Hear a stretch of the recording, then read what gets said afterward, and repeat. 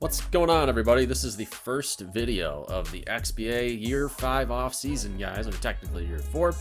Couple things to cover in this video before we get into the meat of the off-season. We got the draft lottery, we got the expansion team draft, and we got the relocation game. So that's what we're going to be talking about in today's video. So we know what happened there. Atlanta knocking off Honolulu in Game 7. But the big news here is the relocation result votes are in. And we had 107 responses. The team with the fewest amount of votes is going to be Thanos snapped. And they will be deleted from history and replaced with an expansion team. And the third and second fewest vote getters will have to play off in the relocation game to go to Toronto. So guys, let's look at the board. You guys see it on the screen there. And by a wide margin, the Baltimore Cannons got the fewest votes out of teams that missed the playoffs for the last 2 years. And then behind them is Houston with 39 votes. And then the third place bottom three vote was interesting, New Orleans and Boston loses to the Neptunes by a single vote. Wisconsin was pretty low there, down there too, at 50. I thought Wisconsin would get a few more votes, but that New Orleans Boston thing was close, which means, guys, our relocation game will be Boston versus Houston. Pilgrims and Lawmen and the Cannons, well, they're not going to be around anymore. Unfortunately, it's going to be the Cincinnati Chili Dogs in their place. So you guys see the lineups there, and we are going to get underway here, guys. A quick highlight reel here for the relocation game. The losers going to Toronto in the XBA Relo Hardwood Classic. So let's get this thing underway, guys. Pretty fun to see a team that was not in the playoffs. I mean, you guys remember these teams. I think we saw them last in April. So it's been a long time. But we're going to get things going with a Markel Fultz steal. And they're going the other way. And Demboya's right underneath the net. But good defense by Patrick Williams to get the rebound. And, you know, I'm liking Houston's offense. Houston was not a bad team this year at all. They were pretty close, really. Only missed the playoffs by a handful of games, so they're not a scrub by any stretch of the imagination. Boston, on the other hand, had a very tough season. They were not very good at all. Finishing, I believe, they were second worst in the Eastern Conference, so right in front of Detroit. And right now, Houston's getting up to a nice lead here, 4-0. Demboya's going to take a jump shot. He'll score that one. We get a 3-ball from Colin Sexton. And now we are looking at a decent lead here. Look at Schooner with the moves. How about that dribble right there? It's going to beat him. They got Hendricks going inside. Hendricks gets blocked. Right now it's a 9-point lead. And a race to the basket. Houston's going to score. They're up by 7 right now. We get a contested 3-ball, no good. And who's there? The rookie, Eklund, with the rebound. Van Vliet. It's going to be a deep 2, I think, and he's going to miss. Right now, a 10-point lead for Houston. So if you're a Boston Pilgrims fan, this is not looking too good right now. You know, and if you're a Toronto fan, it depends. If you like the Toronto Stags, do you want Boston's roster to work with, or do you want Houston's roster? That's kind of a tough call going forward for the future, because both cores are fairly young. You know, Houston's a little bit better right now, but, I mean, Boston might project pretty well down the road. Daquan Bowers going to miss a wide-open shot there. And then racing, Eklund, miss. And Van Vliet is going to chuck it. And no good there. So we got a lot of misses here to close things out. Pilgrims need some work to do here. Down by 8. Fultz with 10. Eklund has 9 and 4. 6-point game right now. Eklund rebound. It's going to draw the foul there. It's going to be 50-42. Jumper's no good by Fultz. Portis with the rebound. And McCollum's going to take it. He is going to lay that one in and good. All right. So now we're up to a 6-point lead. Deep jumper there. And it'll be 75-69. All right, so the baby Pilgrims, can they do it for their hometown of Boston, or are they going to move out across the country, get their vaccine passport to Canada? Lay-in is good, 79-72. Here's Eklund for 3. He's going to nail it, and we're back to that 10-point lead, guys. We got about 3:50 left. Decent amount of time in this game. 84-76. Kind of falling back was CJ McCollum, the veteran, back to 10 points. Jumper missed. Eklund rebounds. Time winding. They are content to kill some clock. Portis not going to get the rebound. Jared Allen's going to outmuscle him there. And Hendricks. What does Hendricks got? Does he have some magic here? I haven't seen too many Hendricks highlights. He's going to need to score probably down the stretch if these guys are going to survive. And he's going to flip it to Allen underneath. And he's got position. He's going to score that. Nice sharing of the ball by Hendricks. But Portis gets an easy jam inside. 10-point lead again. Van Vliet. Time is of the essence here. Van Vliet's going to get the and one. The foul going against Williams. So Boston stays alive. They're now my 7. But a floater is going to go. 9-point lead. Houston with the ball back. We got a steal. Van Vliet's got a clear lane to score. 7-point game. Inside. And the score is good. 9-point lead for Houston, guys, about 30 seconds. So no dice here for Boston. Kind of an upset in terms of the fan vote. I really didn't think Boston was going to be at risk of getting relocated, but they could not beat Houston. And Houston saves the state of Texas because, guys, you guys probably know that we have El Paso.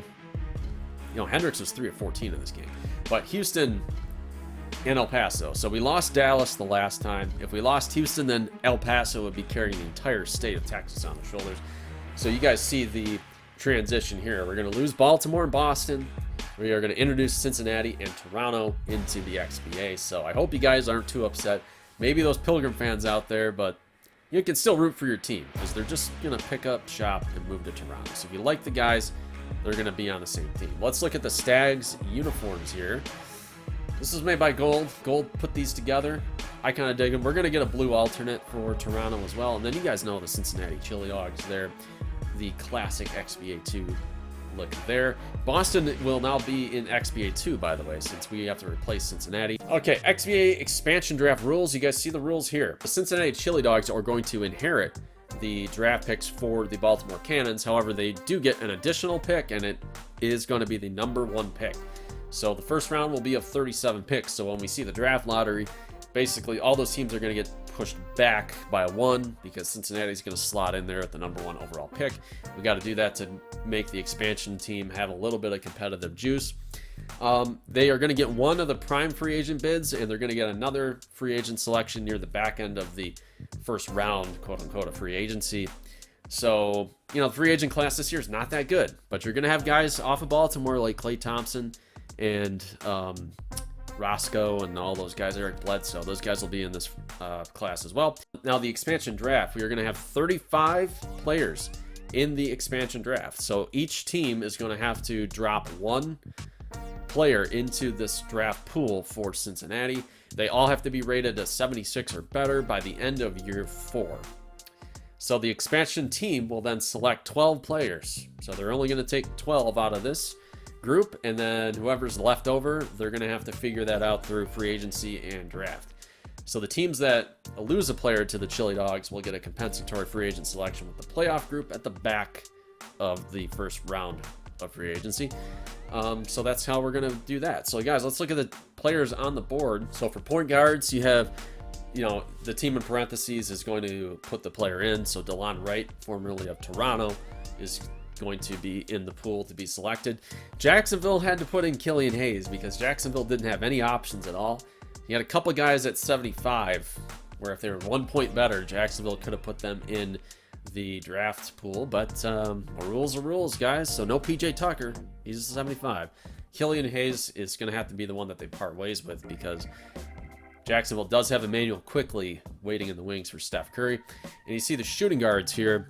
Couple decent players there. I'm thinking Dylan Brooks, probably from Alaska, is going to have to be one of the guys that will get selected. And but we'll see. We will unveil the selection very soon here. I just want everybody to see what the list looks like for Cincinnati, what their decision-making process is going to look like.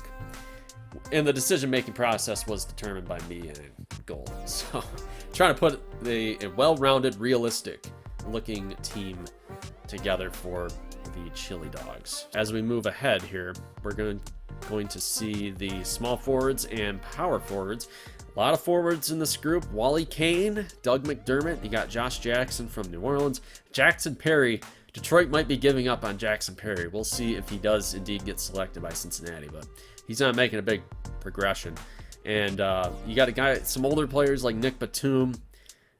Probably gonna see some regression next year. That's something to consider. Cody Martin was pretty good with Chicago. And then we look at the power forwards. Kind of a weak group here at power forward with Thaddeus Young, probably the best in that group. Cameron Johnson, possibility. Chimize, possibly. Bielitsa's going to see a big drop as well. And then the centers. Not many centers to choose from there, but some decent options. Stanislav Floka. LA didn't have a lot of pieces, and they decided to let Floka possibly walk. And guys, we're going to look at the Chili Dogs, what their team is going to look like. They're going to take 2 from each group with 2 utility selections as well. So let's take a look here and see what the Chili Dogs are looking at. Point guard, Killian Hayes. Dylan Brooks at shooting guard. Wally Kane at small forward. Thaddeus Young, power forward. And Floka is going to be the center. Backup point guard, you got Powell, Dort, Bates, Diop, Cauley Stein. And they took 2 veterans to kind of round out the team, Eric Gordon and Carmelo Anthony, who I don't think are going to regress that much from a 76. And keep in mind, they have the 2 free agent selections. They got the 2 first-round draft picks.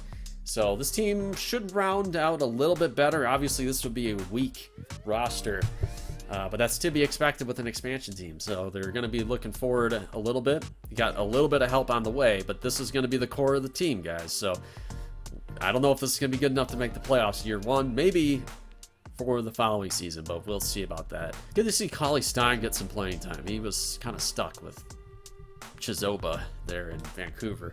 Didn't get a ton of time, but Floka's going to get a chance to shine here, and so is Wally Kane. Wally Kane, a guy that didn't get a lot of playing time in Pittsburgh. So you got a couple custom guys on Cincinnati. So guys, what do you say we advance here into officially the off season? We're going to look at the retirements and any rule changes. We do have a bit of a division realignment as well.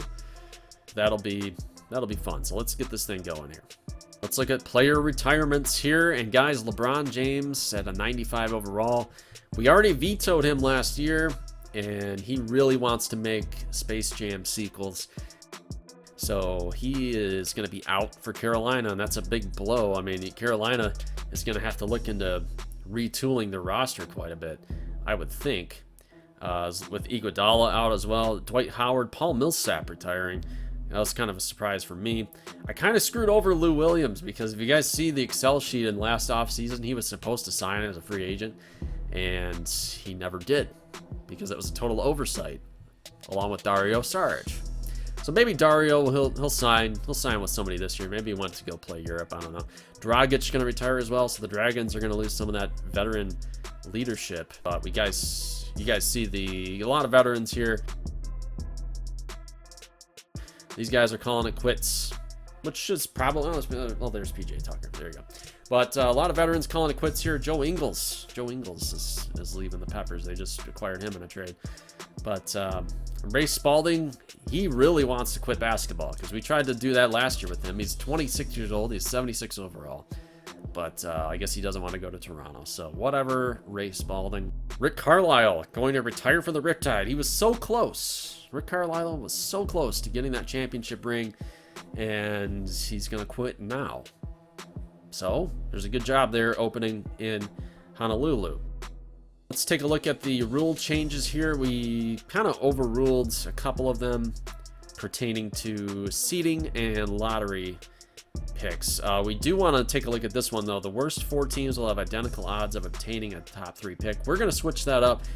GoldenEye kind of like that concept as well. So the bottom 4 teams will have the same odds. So that we're talking about, looking at the standings here from last year, we're talking about Toronto, Detroit, Vancouver, and then California with the team in the Eastern Conference, which was Baltimore formerly. So Cincinnati and California are going to split that pick basically at the bottom. But Detroit and Toronto will have the same odds, as well as the other 2 from the Western Conference. Okay, now looking here at realignments, guys. We lose Boston, we lose Baltimore. So that kind of affects things in the Eastern Conference. The West is all the same teams here in the Southwest. But in the Atlantic, Toronto is going to have to just fill in for Boston, so no change there. But Washington will move to the Atlantic, because we took away Baltimore, formerly of the Atlantic.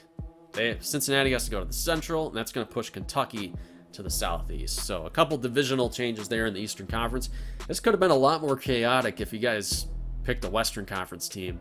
That would have sent maybe Wisconsin to the West or Nashville to maybe to the East, depending on kind of how that would have shaken out. So not too many changes here. Kind of predictable, easy selections there. So you guys see Kentucky now in the Southeast. All right, what do you say we check out the draft lottery, guys? I think you guys are going to like this one. It's kind of a fun draft lottery. So remember, the Chili Dogs are going to pick first, and they have Baltimore's pick there projected right now at number 5, which would be 6, but we'll see how that ends up. So let's get this thing going here, guys. We're going to start with the 20th overall. Right now, they're thinking it's going to be the Cyclones. I would like to see a team like the Neon. I feel like they would really benefit from a number 1 pick. So would Miami. I mean, they got the infrastructure right now. You got Tatum and Mitchell. So it's like Miami is going to be really close, especially like say they get a Klay Thompson or somebody like that. Like, holy crap, now you're talking, right? Miami Night Owls. They might be the best suited heading into next year out of these lottery teams, in my opinion. So we're getting this thing underway. The Cyclones will go 20th. I'm going to try to keep you guys entertained here as best as I can, because I'm just going to be reading this stuff off the screen. San Jose Cyborgs 19. The goal here is if you just get lucky enough to not get that projected pick, you're going to rocket up the board. So we'll see if things stay true to form here. Phoenix Monsters go 18/19. Keep that in mind. Detroit Power, this is the pick that they acquired from New Orleans. So they will pick in the 17 slot, 18. Alaska Chill up next. So no upsets so far, guys. No lucky teams yet. Houston projected next, and it's going to be Houston. Again, no surprises. But you know, when you get no early surprises, there's usually some late surprises. So if you're one of those teams that were in the middle of this lottery, the things are looking good right now for you. So Seattle goes up next. Chicago go next here. 12th overall. Right now would be the Jacks. So those odds are starting to increase. Las Vegas will go here at 13th, not 12th. It'll be 13th. Jacksonville jump. Are we going to get a first great draft pick? No. Nope, Jacksonville's not going to get lucky here. Up next will be the Miami Night Owls. Moment of truth for the Night Owls. The Neon are going to go in their slot. This means the Night Owls have leapfrogged into the top 4, so Miami's getting lucky here today. They lucked out on this one. Wisconsin Bandits, yep. Wisconsin's going to go next, picking 10th. Carolina Fly Guys, they're a team that really is going to want the new face of this team. Maybe they'll get it at 9. We'll see. I don't know. Tampa Bay Sting up next. And the Sting get lucky and Vancouver gets screwed. What do you know? Vancouver was so looking forward to this lottery, finally trying to get that guy that's really going to get them where they need to be. A young roster. They're going to go 8th, so we'll see. Detroit's up next. Detroit's going to go 7th, not 6th. Toronto Stags. Okay, they're going to go 6th, not 5th. So the Toronto Stags. Mason Hendricks. Going to have a good player to build around. Up next would be the Dragons. No, it's going to be the Chili Dogs via Baltimore. So the Chili Dogs are going to pick 5th. Cincinnati going next. So we got 3 teams left on the board, guys. We got California, Tampa Bay, and Miami. The 3 popular teams. Miami's going to go 3rd. So guys, we have another storyline developing with the freaking California Dragons, who were terrible last year. Are they going to luck out again this year? They lucked out last year, and it looks like they're going to luck out. Tampa Bay is going to go 3rd. California is going to go 2nd, not 1st. So guys, California lucked out again. Last year they got CJ Thomas when they were a competitive team. They were in the playoff discussion, you know, although be it a distant playoff discussion, but they were hanging in there. And they leapfrogged all the way to pick, I think it was 2nd. And so guys, we have the draft order there on the screen. Cincinnati Chili Dogs are going to go 1. Dragons 2. Sting 3. Night Owls 4. So those are your top 4 teams on the board there. You guys see Detroit is going to pick 7, 18 via New Orleans, and 33 via Los Angeles. So the Detroit Power have a lot of selections to work with, and so does Vancouver. Although they're going to have 2 late first round picks as well. Looking for the Arrows. The Arrows are going to pick 24th, not 23rd. So for making the playoffs, that's what happens. No lottery for St. Louis.